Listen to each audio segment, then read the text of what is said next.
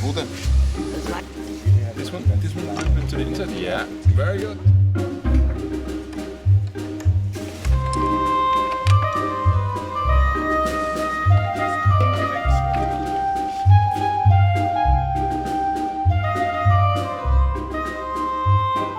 And he said, I want to come to Bratislava because this question of the European constitutional process, which lasts now 450 years, more than, is one of his huge topics in his life. And he's, I may say, a teacher of mine. So the reason why I am really working for direct democracy is, for example, Andreas and Wilfried Heise and others. So I'm really glad, Andreas, that you managed to come here, that you managed to come, and thank you, Jana, you fetched him from the hotel without taxi. So, and I think it's somehow symbolic. We are sitting here in our small convention. The bosses, by the way, are we 27? I don't know. 1, 2, 3. Sit up there in the castle, and so I'm really happy now to hear what, together with you, what Andreas has to tell us about Europe, about the constitution in Europe, and the tasks we have to do. And yes, Andreas. Thank you very much, Daniel, for this kind introduction. And I also would like to welcome you from my side. I made a speech from 9 points, and I will sum it up because I'm used to speak freely. And then we will discuss, because I think it's very important to share with each other our different ideas so we can learn from each other. The first point is that I think we have to say today that never ever the crisis of the European Union has been as big as today. Many people in most member states feel disempowered and alienated by the Union. And it divides people more than it unites them, and the EU became a disunion, you can say. It divided the continent by many lines, particularly socially, economically and culturally. Even Mr. Juncker speaks about the existential crisis for the Union, and this is a new word in the whole 60 years of its history. Never ever somebody admitted that we are in an existential crisis. But in his speech, when you look it carefully, also in a program for the next year, he sent to the Prime Minister from Slovakia, he did not mention any way an idea how to overcome the crisis, because I think, and this is an additional point, he underestimates the citizens. He thinks by offering more to the citizens he can overcome the crisis, but I think you have to invite the citizens to act themselves, following Lincoln, that a good democracy is not only for the people but also with the people.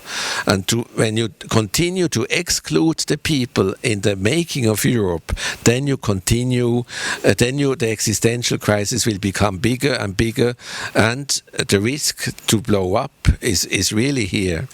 The Brexit was only one element, and some people even say the first break. And when you don't want it, we have a second or third break, then we have to change the structure of the European Union to make it real democratic. By the way, also something which is totally forgotten in these times, that this union is also not able to integrate more countries. And 10 countries in the eastern part of Europe, including the Balkans, when they don't see the door open anymore to the European Union, then the risk of nationalistic wars is evident again. And by not changing the form of the European Union to make it stronger again, to be able to integrate more diversity, you exclude these countries, and this is a huge responsibility which brings back the question of peace and war. now coming back to my written text, in spite of the strengthening democracies, the European Union is today weakening and undermining also the national democracies by the power the Court of Luxembourg has. And this is very important that we understand this, because the Luxembourg court understands the competition, the market, and the principle of concurrence as a constitutional absolute power without the European Union having a constitution. So in a treaty-based structure, the court gives some policy elements, constitutional powers, which can then not be changed. And by doing this, they even undermine social legislation in Sweden, as it happened in Sweden, in Austria, and in other countries. And this is a catastrophe for the citizens, because it shows that what they decide at home has no value anymore and no legitimacy. And this done by somebody, by an institution, which only also has a very indirect, thin legitimacy. And this is an example why we have to change the structure of the European Union. And by the way, there is a very important German institute in Cologne, the Max Planck Institute, which is specialized on this. And today they have in the Zeit, the weekly paper of Germany, a small article, but only hidden in the economic section and not very prominently exposed. So you can say even the Zeit is not ready to open this debate, which would be so important for the future of our continent. And now, which is very important, being aware that the nation state alone in an age of an economic globalization is unable to restore and realize the promises of democracy. This is a big illusion of the nationalists. We need to renovate totally the institutional framework of the European Union. It has to become a real transnational democracy which allows the people to realize the social and legal achievements to balance the one-sided global economy, to restore justice, and to find a fair distribution of the life chances of all the people on the European continent, not excluding the South, for instance. By establishing a real democratic polity and legitimacy, we can also prevent the governments of the big powers to sideline the European institutions and to make crisis interventions which upset many Europeans and turn them into nationalists. Because this is the second element which is also totally forgotten, that in Switzerland you would say the biggest canton is governing the whole state without ignoring the real European institutions.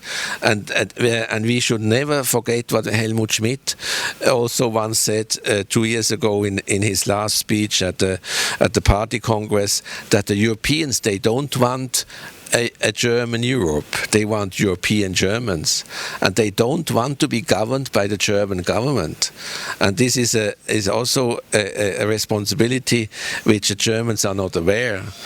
And so it's not even true that the European institutions are too weak, but it's more even true that they are even sidelined by the strongest powers, which is by definition an antithesis of democracy.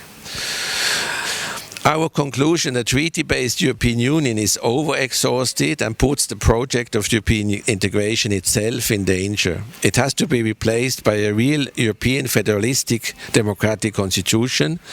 Federalistic means not federal. Federal is the American centralism, and federalistic is a German decentralized structure by which the nationally weakened democracies are strengthened. The citizens and peoples of Europe find their voice to influence the European policies. Some today European competences are giving back to the nation states or regions, and every European decision has a direct democratic legitimacy.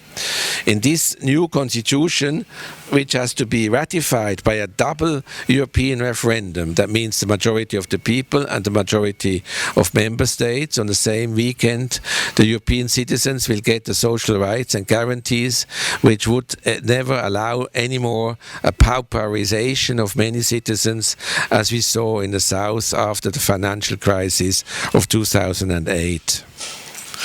The new European Constitution will not only come into power by a double majority of citizens and member states in a real referendum, but will also introduce direct democracy for its future development. Because when you start with direct democracy, nobody has any argument why not continuing with direct democracy, in the sense that we can always develop the constitution by an initiative process and then vote on if we want to change the constitution or not.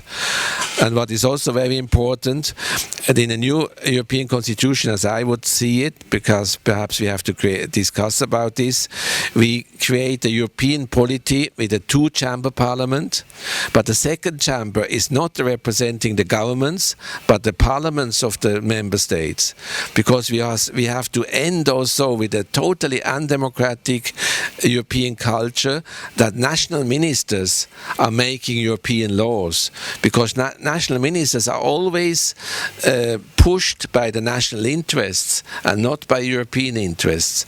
And that's why we need the two-chamber system, which is a copy of the United States, where the Senate, which in the 19th century in the United States was also elected by the states parliament, and in Switzerland also, and then it was changed to direct vote, but the original form is very interesting because it will be a link between the European Parliament and the national parliaments. And the second parliament chamber, of course, is, as today, directly voted by the citizens. And now, which is the most important thing, like always in the history of more democracy, more democracy will only be made possible when concerned citizens do something for it. Because more democracy always means an equal distribution of power. Those who have too much today do not share it in a better way when they don't feel the pressure of their people that they have to do so. That's very important. Politicians never give up power without any pressure. They only give it up when they only are ready to share, when they see that when they would not do it, they would lose all of it. That's the key point. And this is the history of the labor movement, the history of the women's movement. Every movement worked with this. And Europe is also in a bad shape because we never had until today a European citizen movement.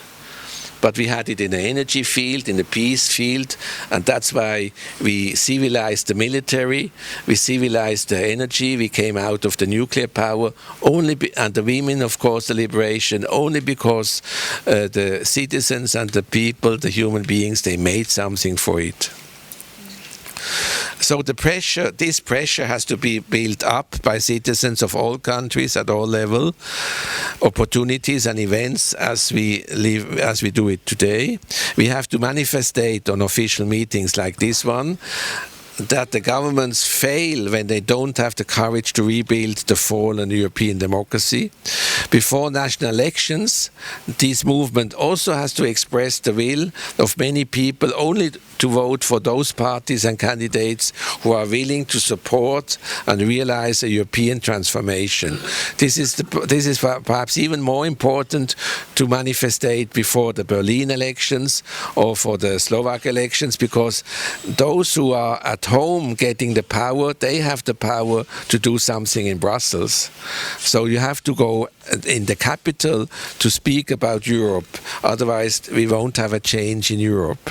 And in Brussels, the democratic movement has to build the pressure to launch the new convention, as you did it with your signatures, following Article 48 of the Lisbon Treaty, when you want to use the official way of change.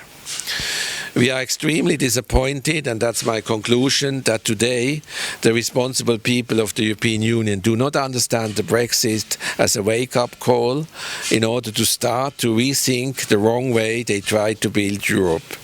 You risk it when you continue to do it without or even against the Europeans. By continuing business as usual, you only serve the nationalists and chauvinists of our continent.